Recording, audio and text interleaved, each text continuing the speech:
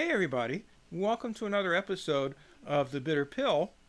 Um, Today I'm going to talk a little bit about what things are like in China as far as their the way they've dealt with the COVID pandemic recently and how that's going. There's been some protests recently about China's COVID policy.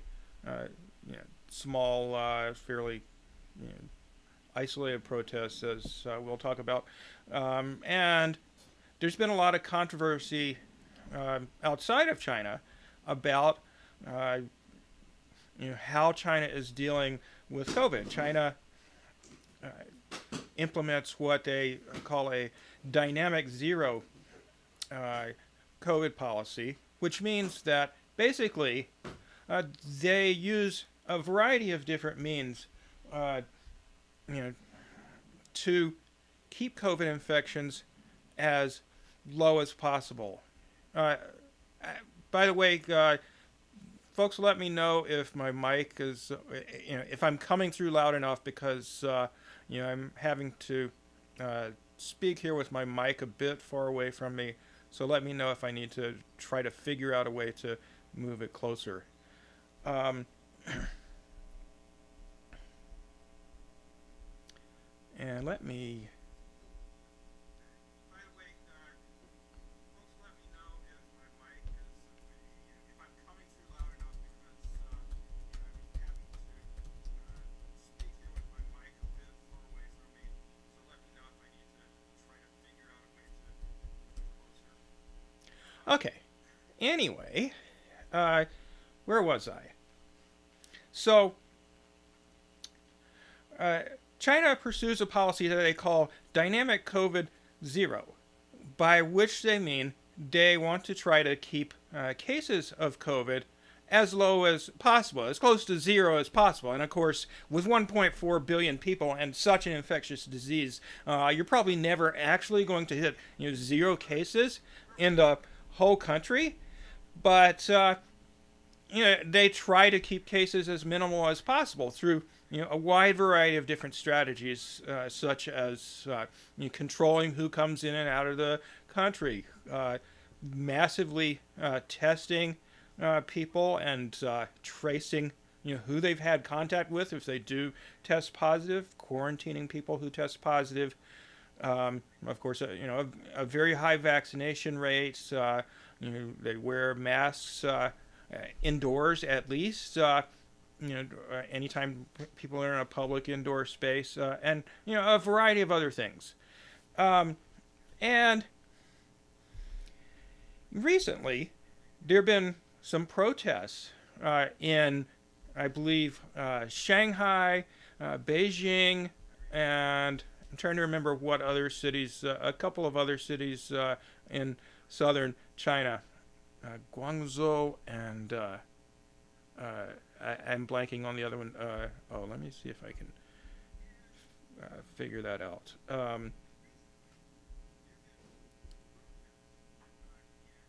Chengdu. Uh, and, well, we'll get into the nature of these protests in a few minutes. But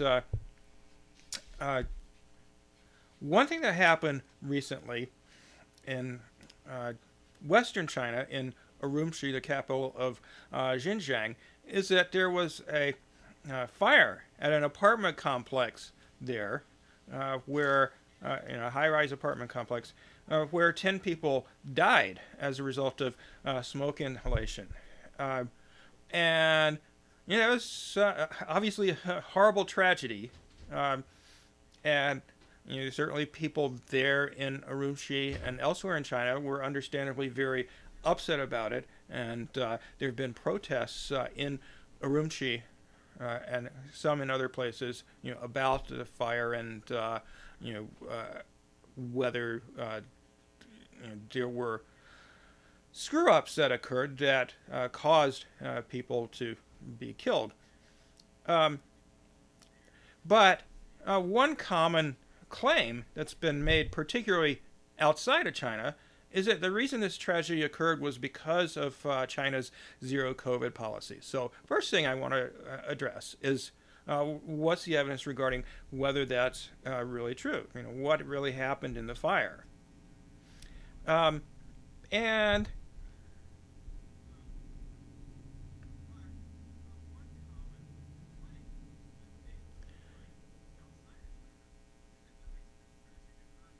shoot, that's not what I wanted. There we go. Uh, Check out this report from Dongxing News, which is a group of uh, researchers and journalists who report on events in China. So they said at about 1949, which would be a little before 10 till 8 o'clock in the evening on November 24th, a fire broke out in a high-rise residential building in Urumqi, killing 10 people and injuring 9 others. Uh, so, there have been protests of this, and certainly online people have been very upset about it and frustrated about any possible mistakes that were made that led to this tragedy. So, here's what we know so far. So after the fire, there was speculation on social media, and they don't say whether this was in China or outside of China or both. I'm assuming both. That blamed the COVID-19 prevention measures for allegedly blocking fire trucks from entering the community, and for the building's locked door, sparking public anger and concern.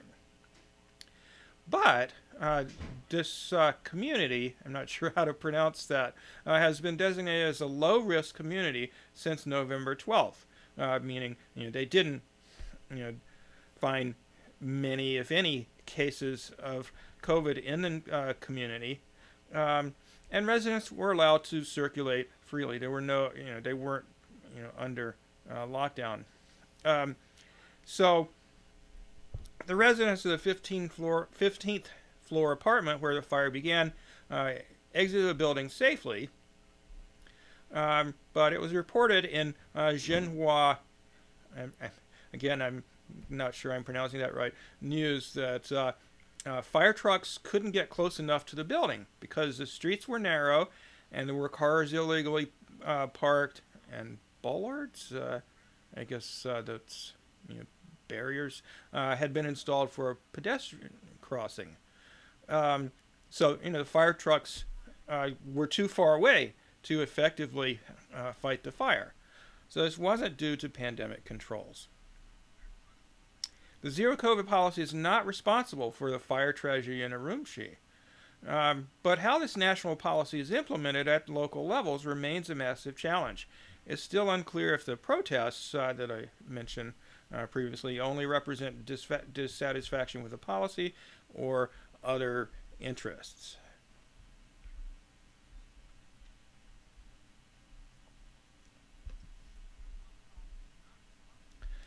So, what's China's zero COVID, zero COVID policy actually like? How often are people locked down, and for how long? Is it true that, as some people are saying, I saw an article on the World Socialist website the other day that claims that China has ended their zero COVID policy, and on the other hand, overwhelmingly the chorus from Western media outlets is, China has got to end their zero COVID policy, meaning they think that China still has such a policy. And anyway, basically, China, late last month when the Chinese Communist Party of China Congress took place, implemented some modifications to their COVID policy, where basically they kind of streamlined the process so that in cases where they did, for example, have to lock down an area because there was an outbreak, it was more targeted, and they wouldn't necessarily lock down entire cities, as they did back in 2020 in Wuhan, and as they wound up doing in Shanghai earlier this year. And you might recall, if you followed events, that they did try, kind of a targeted lockdown policy in Shanghai, when they had their lockdown in spring of this year, and that wasn't working very well to contain things. So then they just locked down the whole city, and so it might look like, therefore, that China has dropped its zero COVID policy by making this particular change, or other changes. But they are still fighting very hard to contain COVID. So they're still engaging in a massive testing program. They're still tracing the contacts that people who test positive have had. They're still having people quarantine if they test positive, so they can't go out and infect people, although they've made some modifications to like where people quarantine, basically. So in the past, everybody has gone to these centralized locations where people who tested positive were quarantined, and now they still do that, but they're not there for as long, and then they quarantine for I think it's 3 days at home after that. But anyway, China is also they don't, contrary to a lot of Western countries, except for certain communities or businesses, they don't have vaccine mandates. So they've achieved their high vaccination rate of approximately 90% being fully vaccinated without mandates. But there's been some lag in the vaccination rate of the elderly. It's around 80% maybe, and not a super high booster rate, which is especially important for the elderly, of course. So they've launched an educational campaign to try and get people who either haven't been vaccinated or haven't gotten a booster shot to do so, so that in the long run, if they have a really high vaccination rate and they perhaps have better vaccines, they'll be able to roll back a lot of these measures and still keep COVID very, very low. But if you look at Chinese media and government policy statements, they're still very committed to zero COVID, to keeping cases extremely low. So let me switch the view here.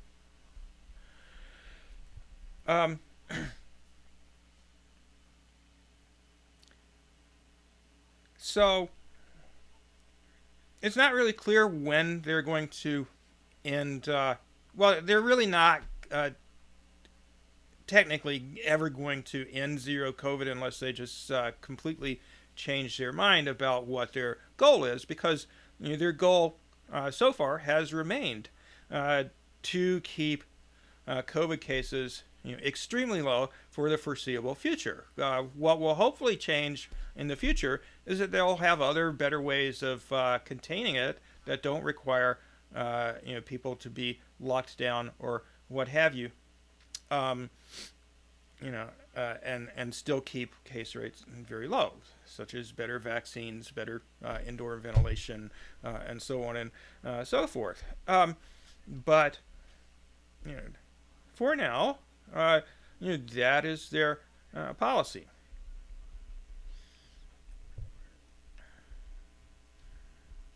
Okay, so what about these protests? One other thing, I guess. I've lost my train of thought. Hold on. Well, we can come back to it. So let's talk some more about these protests.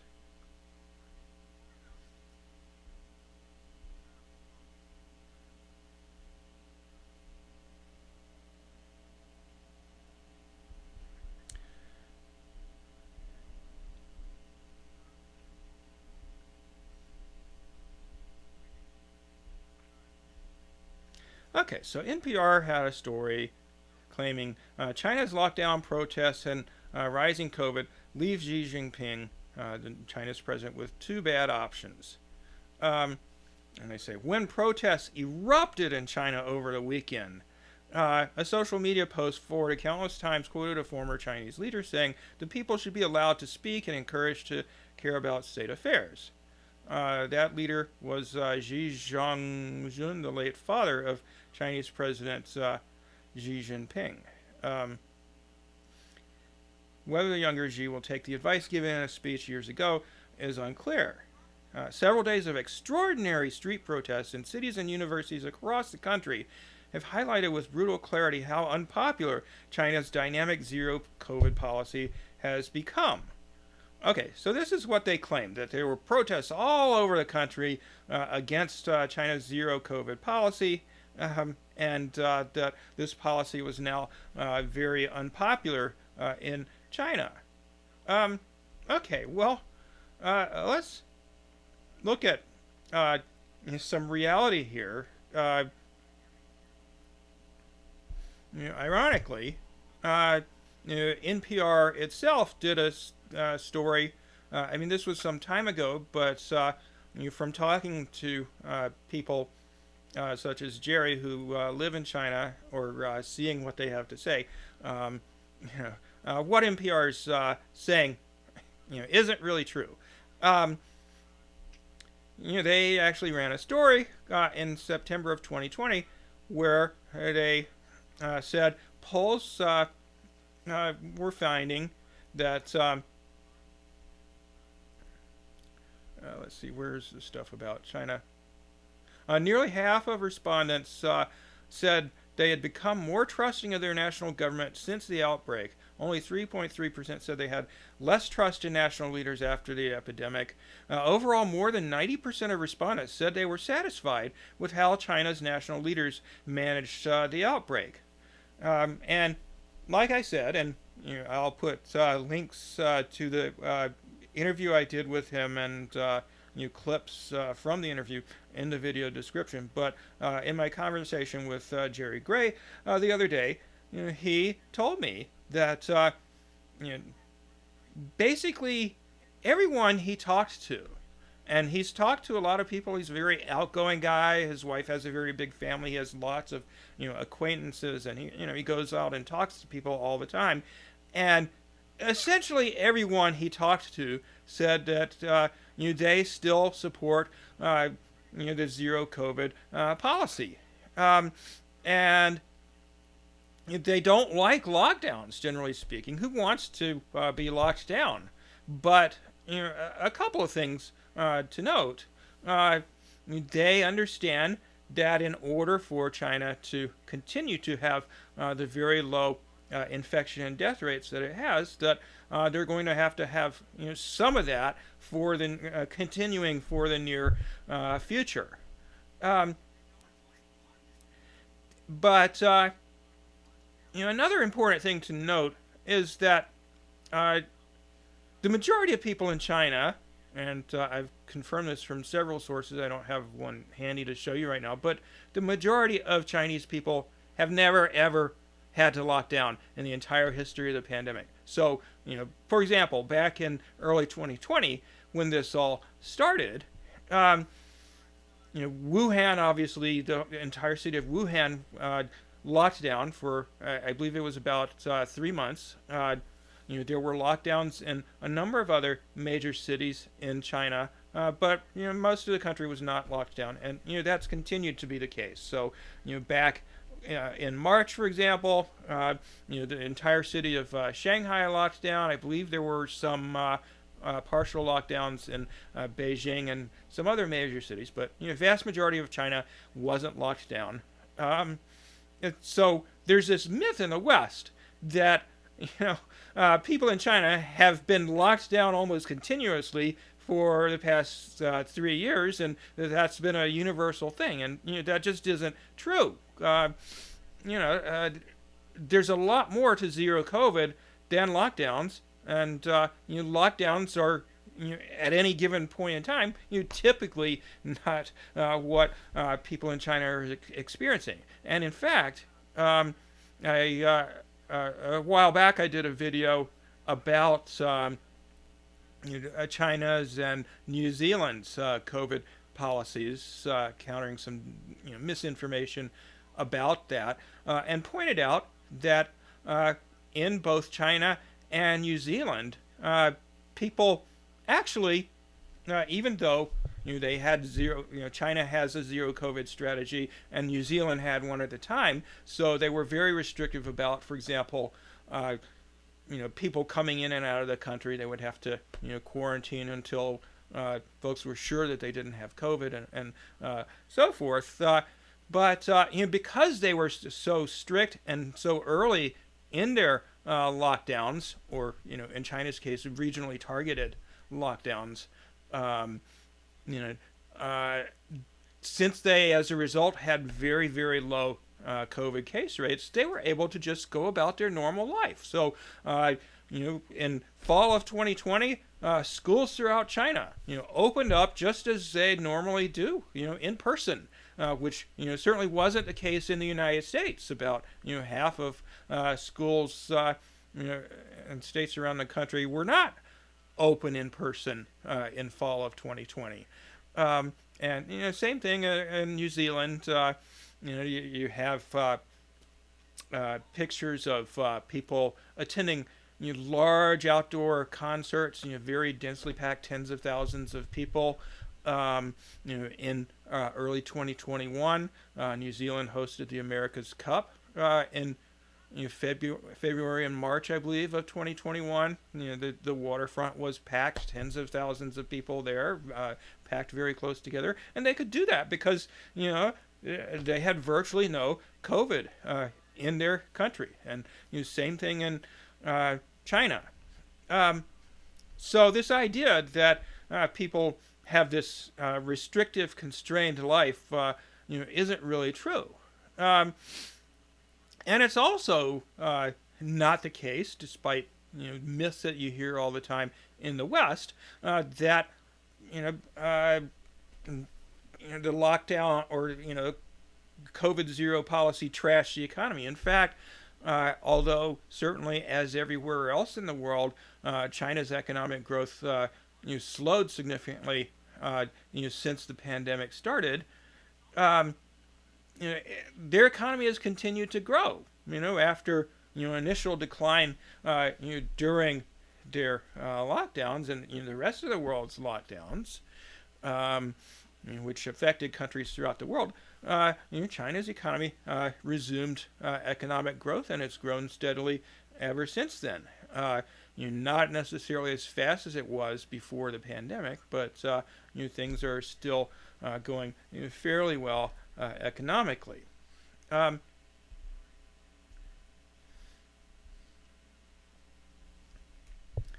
back to these protests.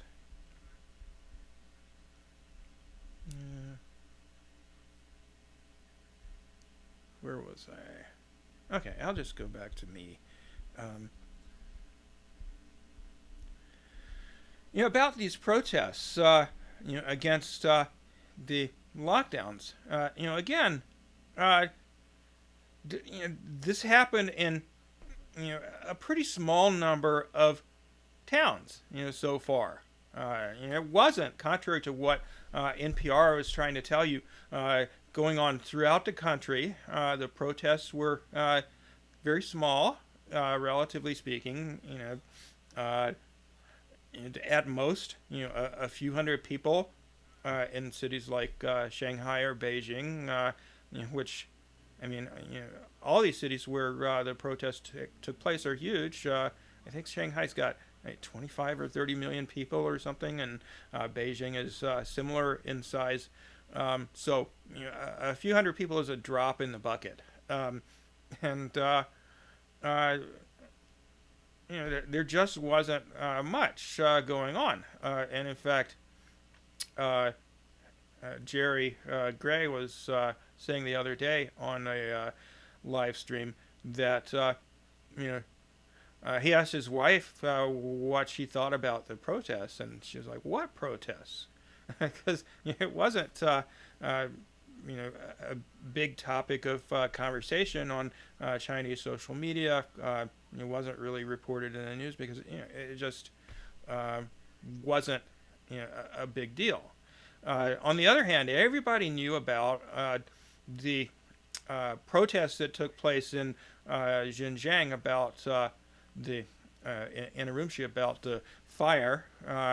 It's also pretty well known that those protests at the Foxconn plant in, I believe that's Hunan province where that is, that makes Apple devices.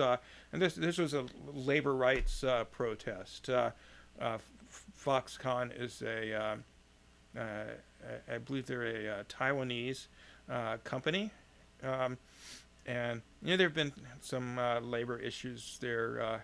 I don't really know enough about it to get into it, but certainly that protest went on. And in fact, one thing that people don't know about China is that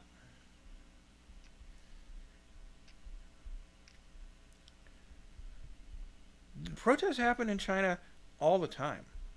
It's not rare at all. Um, it's been estimated that there are actually almost 500 protests a day in China on average. Because it's a giant country. 1.4 billion people. And if we look at the United States, a bit over 300 million people, probably you could find some small protests going on in many towns across the country on any given day. And most of them either don't make the news or they certainly don't make national news. Every once in a while in the United States, we do have protests that are quite large and do make national news. So, for example, in spring of 2020, the protests in response to the murders of black people in Minneapolis and elsewhere, drew millions of people and received intense national and international press coverage. There really hasn't been anything like that in China since the Hong Kong protests in 2019. But run-of-the-mill protests where people have a grievance with the local government or their landlord or something like that. They go and protest if they can't resolve things by just talking to people. And it's just something that happens routinely.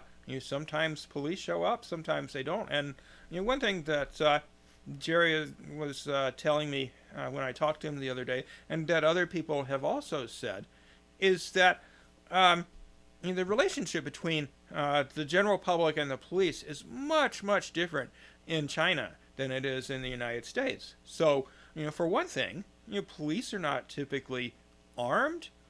Obviously they have SWAT teams and all that if they need them, but most of the time, for example, police who show up to make sure there's no funny business at protests, show up unarmed or very lightly armed, not carrying a gun or anything, as is common in quite a few Western countries, but certainly not the United States. In the United States, we have approximately 1,000 people being killed by the police every year. Disproportionately people of color. That doesn't happen in China. The last time that anybody was shot by police anywhere in China was I believe back in 2018, and not for a long time before that. The so the relationship between police and the public is not what it is here. China has a much lower incarceration rate than the United States. So this notion that it's a police state certainly, in a number of respects, can be challenged. People do complain, people do protest on a regular basis. But what about these specific protests that have gotten so much media coverage in the West? Who's behind them? Why is there so much media coverage of them? And what do they really mean? Related to all that, if protests are not rare in China, if people, in fact, complain or express dissent either on social media or in person quite frequently in China, as seems to be the case from what I hear from people who live there. Why do we in the West have this impression that people in China just sort of keep their heads down and don't say anything because they're afraid of getting their heads cracked by the police, or afraid of getting hauled off to jail or whatnot? Why is that? The impression that we have.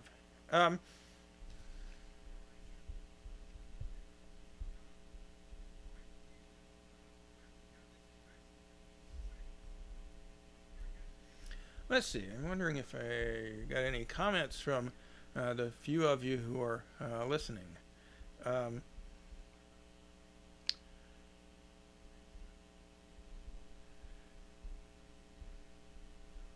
No, nothing from folks so far. Okay, where was I? Oh, these specific protests. Why is there so much coverage of them? Who's behind them, and so forth. Well, kind of interesting. What people have discovered about these protests. For one thing, it appears that they were organized on Telegram. Now, many of you in the United States, where I'm broadcasting from, or other Western countries, you have Telegram accounts. I have one. You don't use it very much, but I do have one. That's not really the case in China. Hardly anybody has Telegram. Generally, WeChat and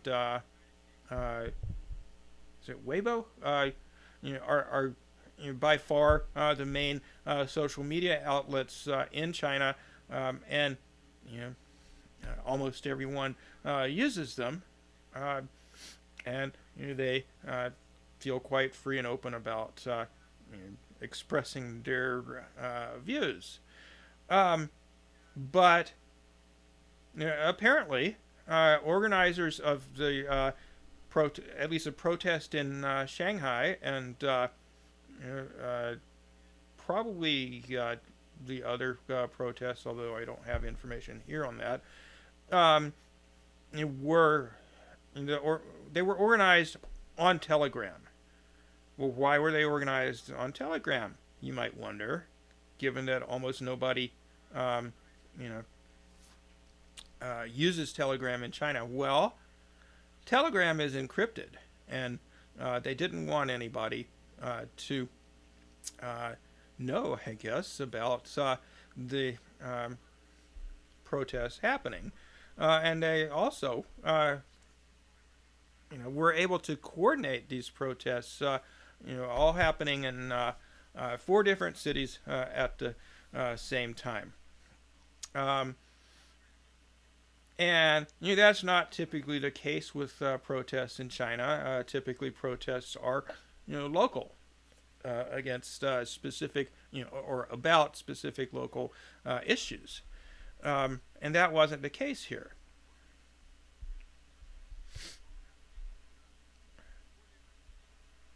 Um, okay, well, what's different about these protests from other protests? Well, Jerry commented on this in his blog post the other day.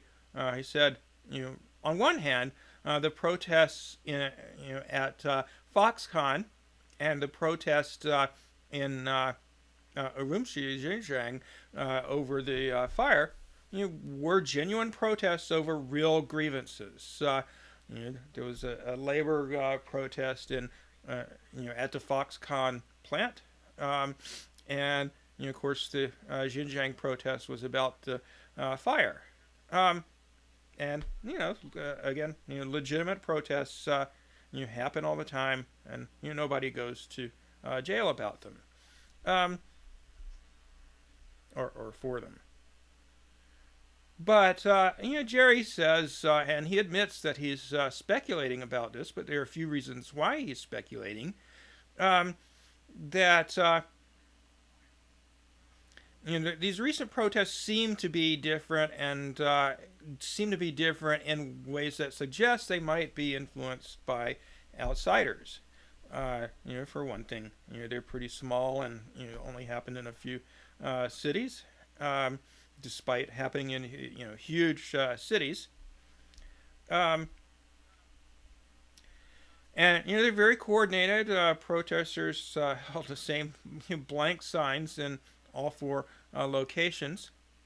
Um, Another interesting thing, as Jerry points out, is that you know, there's an American consulate uh, in the cities where the protests took place, and then the U.S. embassy is in um, Beijing.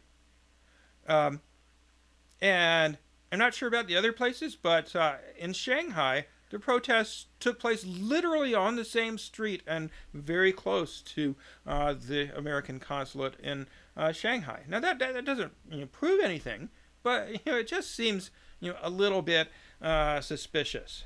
Um,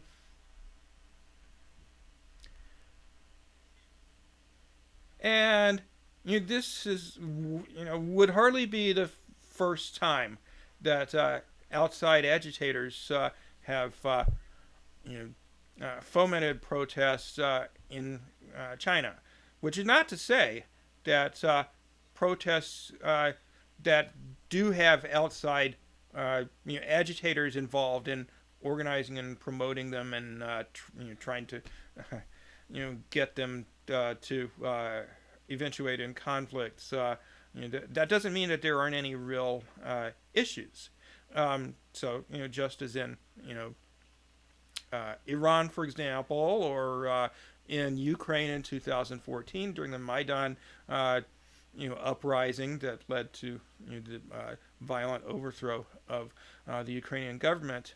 There were legitimate issues in those protests. There were legitimate issues in Hong Kong in 2019 during the Hong Kong riots, and certainly there were, and associated with the Tiananmen Square protests in 1989. But in every case, there's evidence to indicate that U.S. or other foreign actors played a significant role in organizing, funding, and promoting the protests.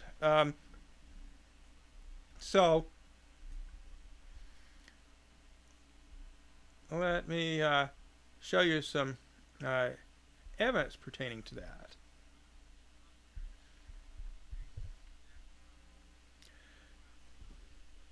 Um, so this is a graphic that I got from an article in Global Times, which is a Chinese media outlet, uh, pertaining to the National Endowment for Democracy, which is an arm of the U.S. government created in the early 80s by Ronald Reagan's administration that basically is a conduit for funding of various sorts of trouble in countries that the U.S.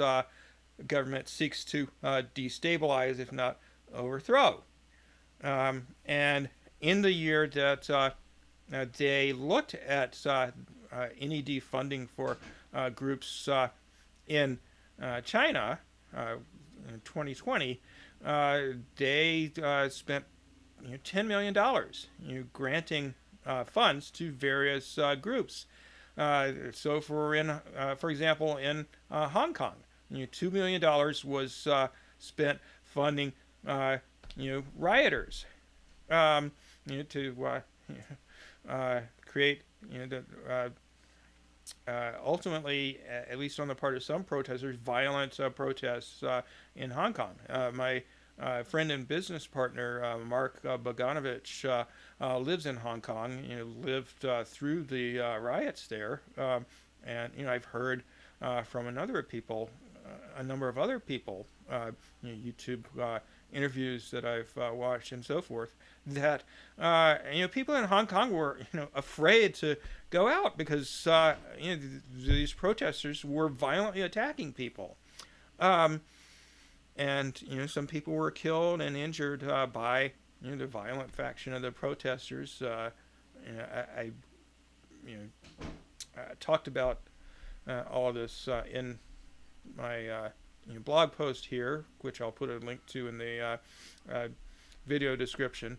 But anyway, certainly there's been a lot of funding of protests in Xinjiang, Tibet, and elsewhere in the Chinese mainland. And in fact, unfortunately, I don't have a source to show you for this, but recently the U.S.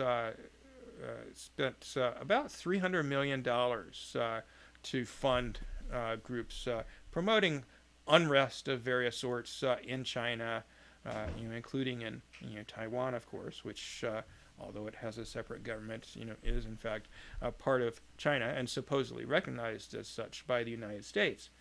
But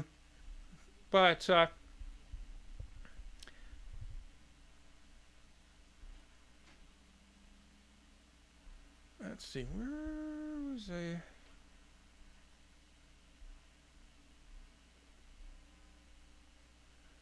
And usually I, have links to the things I want to show you in my notes, but I didn't get a chance to do that this time, so I apologize for not having things all together here.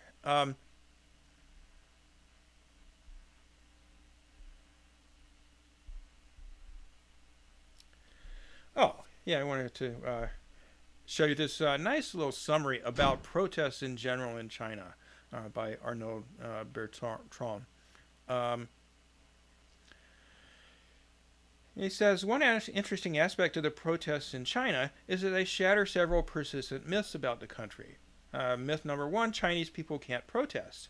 There are actually hundreds, if not thousands, of protests in China every year. Actually, as I said, people have noted, and this includes Western sources noting, that there are in fact hundreds of at least small protests in China every day. And the visibility of those particular protests, because they happen in many places at once, although not very many, which is very rare, make it clear to the world that contrary to widespread belief, Chinese people actually do protest. Myth number two, China is a police state. Many videos circulating on Twitter of people, often rather smugly to be honest, arguing with policemen, where it's clear, they make it clear that there's actually very little fear of the police in China. And he links a video of people arguing with the police. And Arnaud, in fact, lives in China, and he said, something that really surprised me when I first arrived in the country, Chinese people are more confrontational with policemen than people are in most other nations. A third myth about China is that Chinese people don't know what's happening in their own country. He says, my experience is that the Chinese are actually much more aware of what's happening in China than foreigners.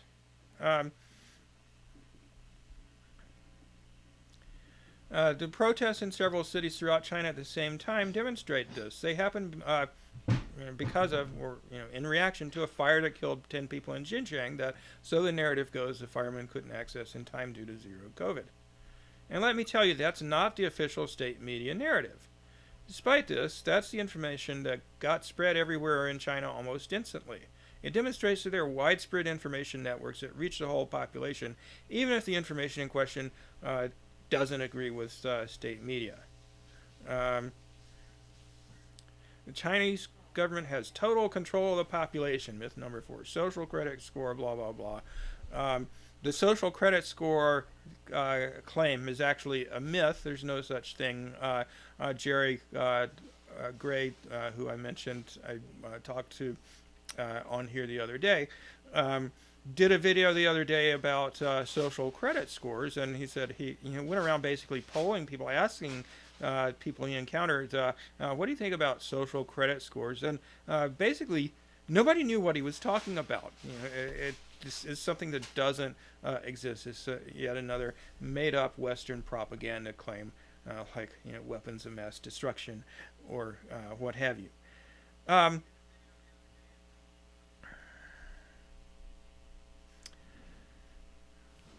And these protests, they were chanting for the resignation of Xi Jinping, and very anti-government, very hostile to the government, and this isn't representative.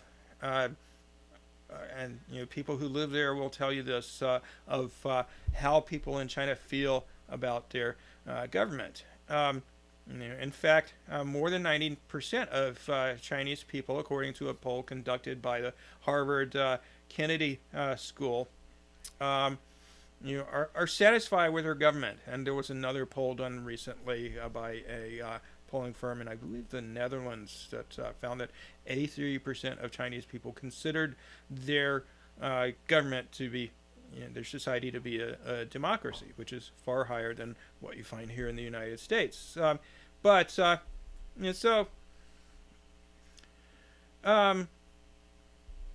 We don't really know exactly where these protests came from, whether in fact they were exclusively or partially organized by outsiders,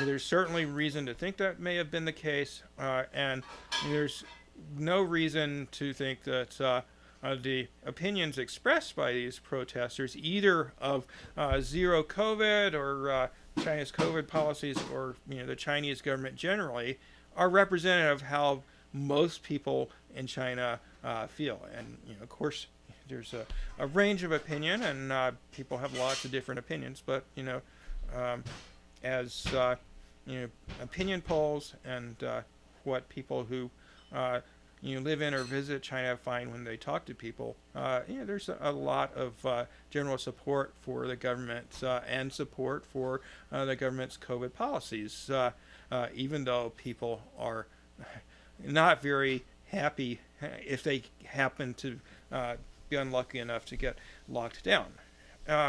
They recognize that sometimes that needs to be part of the policy, at least at this point in time.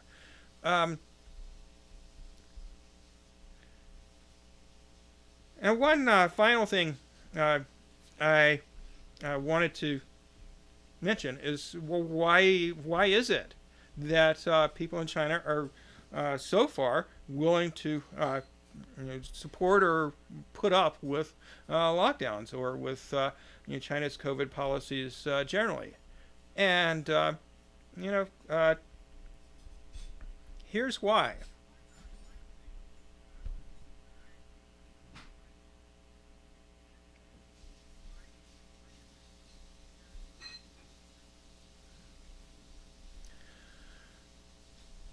Okay, let's look at the death rates in China and compared to various other countries from COVID.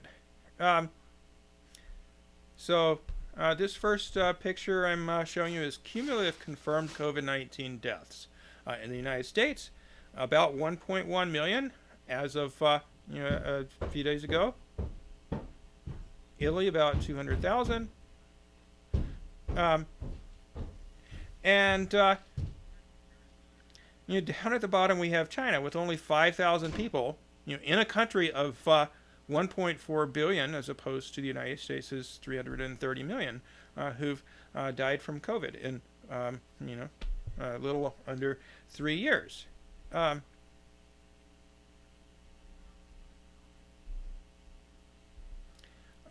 then, if you look at, obviously China is a very big country. So if you look at deaths per million, it's even more impressive. So in the United States, about 3,000 people out of every million have died from COVID. In China, it's under 4. So, about 900 to 1 higher death rate in the United States from COVID than in China. Cases, same story. Cases per million are vastly lower in China than in the Western countries that you see listed there. And again, people are not living nearly as restricted a life as it's often made out to be the case. And certainly people would rather things were just open and normal like they were in 2019, but they're not as restricted as we in the West have been led to believe. And also, they're doing pretty well economically. So why wouldn't they be relatively satisfied with how the government has responded to COVID? There's not any good reason for them to want to follow in the footsteps of the United States or the UK or any other Western country, or the few countries in the global South that have done poorly with the pandemic, such as Brazil, whose death rate is similar to the United States. Because what are we talking about here as far as consequences of such policies in the United States?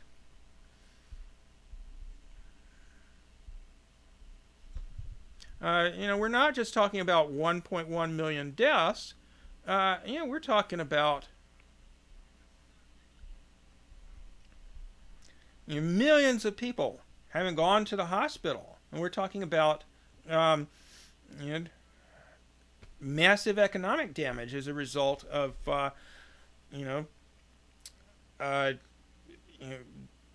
people not being able to work as a result of just all the disruption that occurred as a result of the very tardy and chaotic lockdowns that did take place in the United States in 2020. And